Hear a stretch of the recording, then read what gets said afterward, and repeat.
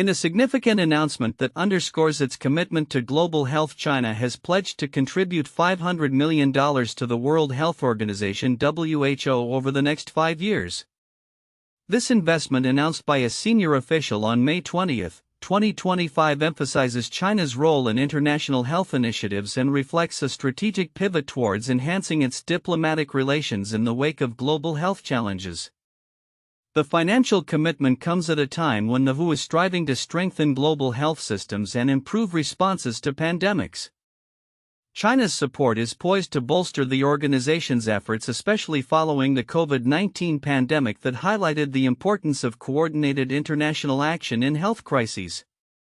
The announcement was well received, with international health experts noting that such a substantial investment can help the WHO address pressing global health issues, including vaccine accessibility and pandemic preparedness.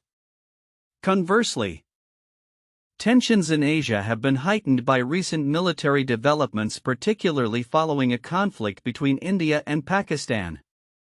Reports have surfaced detailing the utilization of Chinese-made J-10C fighter jets by Pakistan's Air Force, which purportedly played a critical role in downing Indian aircraft during the skirmish.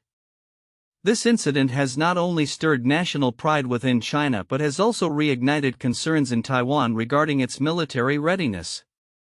Analysts have noted that the performance of Chinese military technology in real combat scenarios could shift regional power dynamics and influence Taiwan's defense strategies. Zhou Bo, a retired Chinese military colonel, remarked that the success of the J-10C jets serves as a demonstration of China's advanced defense capabilities, suggesting that this revelation could alter perceptions among neighboring countries, including Taiwan. The real effect is for the world, including Taiwanese authorities.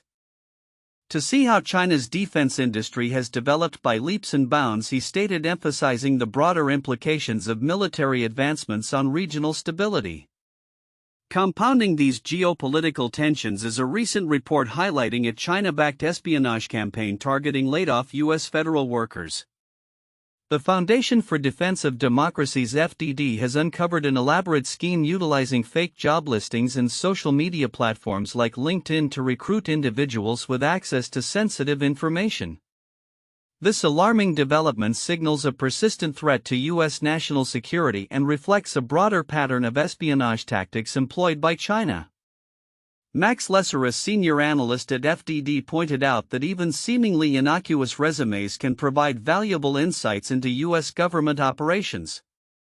The report outlines a network of companies, some of which are fronts for espionage efforts, that have been linked to this ongoing campaign. The exploitation of the job market to gather intelligence exemplifies the lengths to which state-backed entities may go to enhance their strategic advantages. As the global landscape evolves, China's dual approach, investing in international health while expanding its military and espionage activities, will be closely monitored by world leaders. The implications of these strategies may redefine diplomatic relations and security dynamics across Asia and beyond.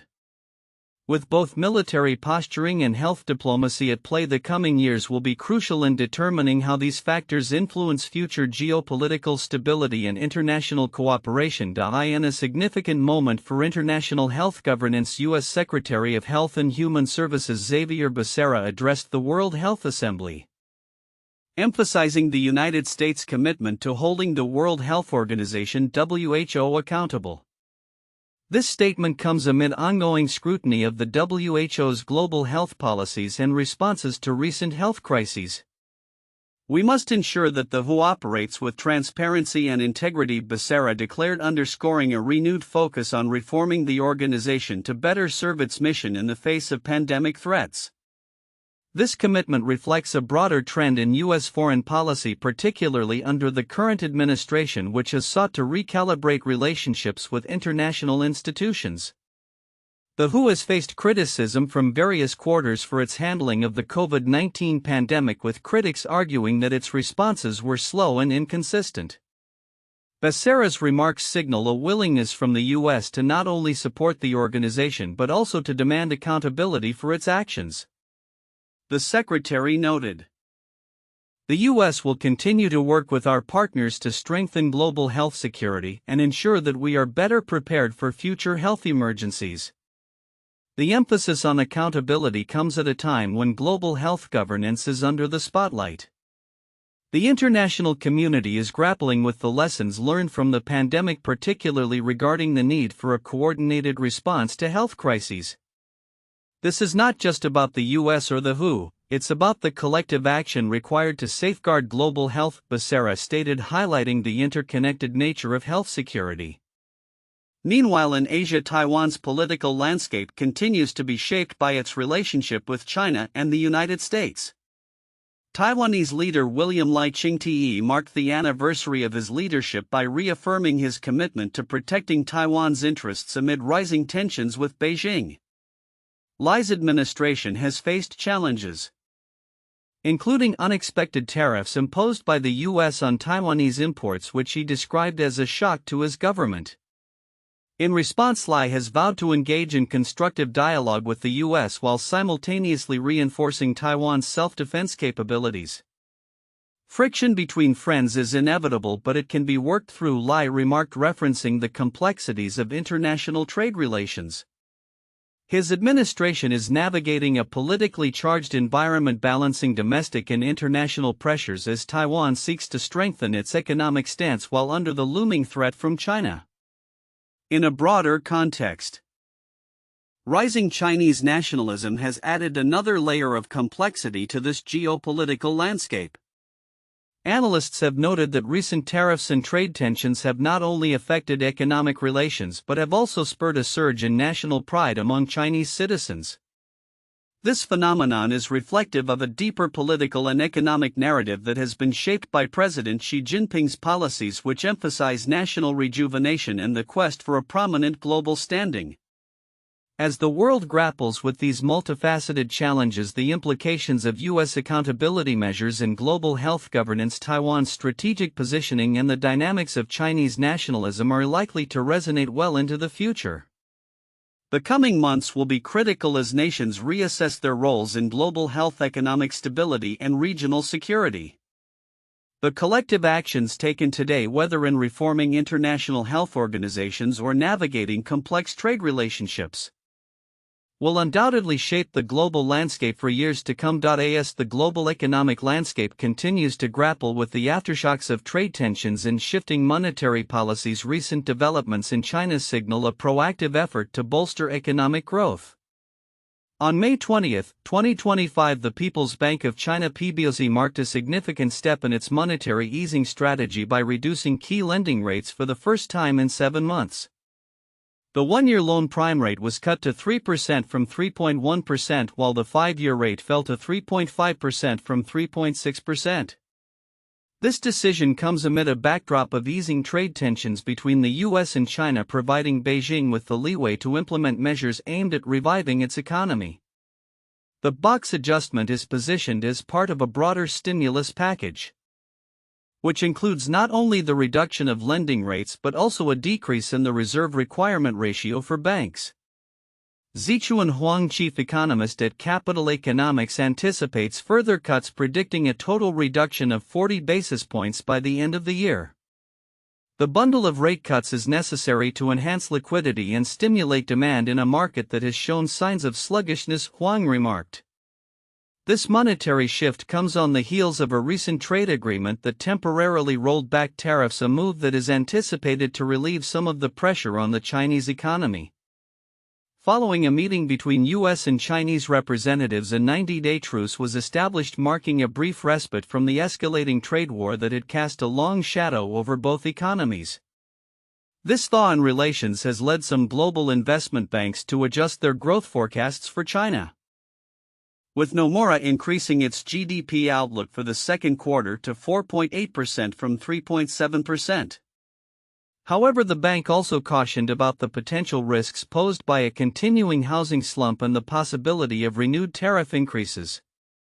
Despite these positive signals, the Chinese economy faces persistent challenges.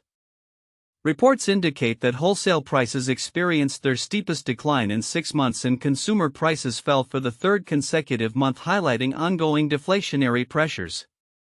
The elevated U.S. tariff rate on Chinese goods, still sitting at approximately 40%, further complicates the economic landscape, with analysts warning that deflation may persist as external demand diminishes. In parallel to these financial maneuvers, discussions regarding environmental governance in China have also gained traction. A recent interview with Ma Tianjie, author of In Search of Green China, sheds light on the country's evolving relationship with environmentalism amidst rapid industrialization. Tianjie reflects on the significant shifts in policy and public sentiment over the past 3 decades, driven by the recognition that clear waters and green mountains are as valuable as gold and silver, a sentiment echoed by President Xi Jinping. As China attempts to balance its economic ambitions with environmental sustainability, the lessons learned may serve as a model for other developing nations facing similar challenges. As the PBOC continues to navigate these complex economic waters, the broader implications of its policies and the interplay between environmental considerations and economic growth will be critical to watch. The upcoming months will likely reveal whether these rate cuts and stimulus measures can effectively rejuvenate demand and sustain growth, or if underlying structural issues will continue to impede progress. With an eye on both domestic stability and international relations, China's strategic decisions in the near future will undoubtedly shape its economic trajectory in the years to come. Recent developments in China's maritime rights and national security discourse underscore a complex interplay of military strategy and diplomatic maneuvering, reflecting both regional tensions and the country's evolving security narrative. As China intensifies its military posture, particularly in relation to Taiwan and its surrounding waters, these events highlight the broader implications of an increasingly assertive Chinese military presence in the Asia-Pacific region. On May 15, 2025, Senior Colonel Jiang Bin, spokesperson for the Ministry of National Defense (MND) of China, addressed media inquiries regarding recent military activities and bilateral military cooperation with Southeast Asian nations. A notable highlight from his briefing was the second meeting of the China-Brunei Joint Defense Working Committee, which took place in Beijing. Jiang emphasized the importance of strengthening communication and cooperation between the two militaries to promote regional peace and stability. The defense discourse is not merely about bilateral engagements, it also encompasses China's broader strategic relationship with Russia. Jiang remarked on President Xi Jinping's recent visit to Russia for the 80th anniversary of the victory in the Great Patriotic War, where discussions were held on deepening military ties. This visit underscored the high level of coordination between Chinese and Russian forces, particularly in the context of joint military exercises and support for commemorative events. Simultaneously, China's military activities have intensified in the South China Sea and around Taiwan, leading to increased friction with neighboring countries. Jiang responded to questions regarding incursions by Philippine vessels into the waters surrounding Huanyandao, asserting China's sovereignty and condemning the Philippine actions as highly irresponsible. He indicated that China would continue to take necessary measures to protect its territorial rights, framing the situation as both a legal and professional response to perceived provocations. The military narrative extends beyond traditional engagements. Recent developments in the India-Pakistan conflict have also fueled nationalist sentiments within China. Reports of Chinese-made J-10C fighter jets successfully deployed by Pakistan against Indian aircraft have sparked pride in China's military capabilities, with state media highlighting this as a demonstration of China's advanced defense technology. Analysts, including former military officials, suggest that this success could bolster Chinese confidence in potential territorial disputes, particularly regarding Taiwan. However, the narrative is not entirely one of triumph. While the Chinese government has refrained from directly confirming military successes in the Pakistan-India clash, it has highlighted the advancements in its defense technology. This cautious approach reflects a desire to avoid escalating tensions with India, particularly given recent diplomatic efforts to improve relations following a deadly border clash in 2020. In Taiwan, the implications of China's military strategy are increasingly palpable. Reports of small boat landings by Chinese nationals attempting to reach Taiwan have raised alarms among Taiwanese authorities. These incidents, although not unprecedented, occur against a backdrop of heightened military exercises by China, which Taiwan perceives as rehearsals for potential aggression. Taiwan's Coast Guard has documented several cases of individuals crossing the strait, with authorities now grappling with the challenge of monitoring and securing its extensive coastline. The Taiwanese government has responded resolutely, with President Lai Ching-te designating China as an enemy to be defended against. This rhetoric, combined with a series of punitive measures against illegal entries, underscores Taiwan's heightened state of alert amid ongoing military threats from the mainland. As tensions simmer in the Taiwan Strait and the South China Sea, the regional balance of power is in a state of flux. The interplay of military advancements, historical grievances, and diplomatic efforts will continue to shape China's security discourse and regional relations. Looking ahead, the potential for conflict or cooperation remains uncertain as all parties navigate the complexities of sovereignty, national pride, and security in an increasingly interconnected world. The coming months will be critical in determining whether diplomatic channels can effectively manage these rising tensions or whether military posturing will dominate the landscape. In the evolving landscape of international trade and diplomacy, the ramifications of Donald Trump's second term in office are reverberating far beyond the borders of the United States. At the recent Global Prosperity Summit in Hong Kong, former Chinese envoy Wu Hailong articulated a stark warning: Trump's aggressive trade policies are not only fracturing Western unity but are also potentially reshaping the global order. His comments underscore a growing concern among global leaders that the fault lines emerging between the U.S. and its allies could redefine international relations as we know them. Wu, who serves as the president of the semi-official China Public Diplomacy Association, emphasized that the ongoing U.S. China trade war has intensified conflicts between the U.S. and its Western partners, thereby weakening the foundational ties that have historically bound them together. He asserted that the shifts in these relationships represent the biggest change in post-war international relations. The former envoy pointed to Trump's contentious rhetoric, which has accused allies of exploiting America's economic and military advantages. Alongside controversial actions such as his pledges to annex Canada and buy Greenland, these incidents have contributed to a growing rift, further exacerbated by the imposition of tariffs on nearly all trading partners earlier this year. Despite the temporary suspension of these tariffs, U.S. Treasury Secretary Scott Bessent hinted that they could be reinstated if trading partners fail to negotiate in good faith. This uncertainty has led allies to reconsider their options, contemplating new alliances that could emerge as a direct response to Trump's coercive tactics. In paralleling developments, Latin America finds itself caught in the crossfire of the escalating competition between the U.S. and China. As the Trump administration employs a more confrontational approach characterized by tariffs and threats, countries in the region are navigating an increasingly complex geopolitical landscape. China has emerged as a dominant economic partner for many Latin American nations, offering trade and investment with fewer strings attached compared to U.S. dealings. This shift has prompted some countries to adopt a non-aligned strategy, seeking autonomy while balancing relations with both superpowers. Brazil exemplifies this approach, having previously rebuffed invitations to join China's Belt and Road Initiative, opting instead for strategic non-alignment. The Lula administration has emphasized domestic-led infrastructure investment and the importance of maintaining diversified economic relationships. Meanwhile, other nations like Mexico and Colombia are also echoing Brazil's cautious stance toward deeper dependence on China. The implications of Trump's foreign policy are profound. His administration's reliance on coercive diplomacy risks alienating Latin American nations, potentially pushing them closer to China.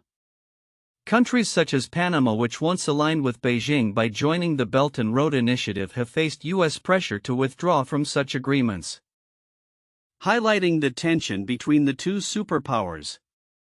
The Chinese government has warned that nations signing deals with the U.S. that restrict trade with China could face consequences, underscoring its strategy of positioning itself as a counterweight to U.S. dominance. Looking ahead, the future of transatlantic relations and Latin America's geopolitical landscape remains uncertain. As allies weigh their options, the potential for a fragmented global order becomes increasingly apparent. The unfolding dynamics could lead to a world where nations strategically navigate between the competing interests of the U.S. and China, opting for paths of non-alignment in hopes of maximizing their benefits. In conclusion, the ongoing trade war and the shifting alliances it has engendered may herald a new era in international relations, one characterized by a realignment of power and influence. As countries reassess their diplomatic strategies and economic partnerships, the long-term effects of these developments will be keenly observed, with the potential for significant ramifications across the globe. The responses from both Washington and Beijing will undoubtedly shape the future of global trade and diplomatic relations as nations strive to maintain their sovereignty amid rising pressures from both sides.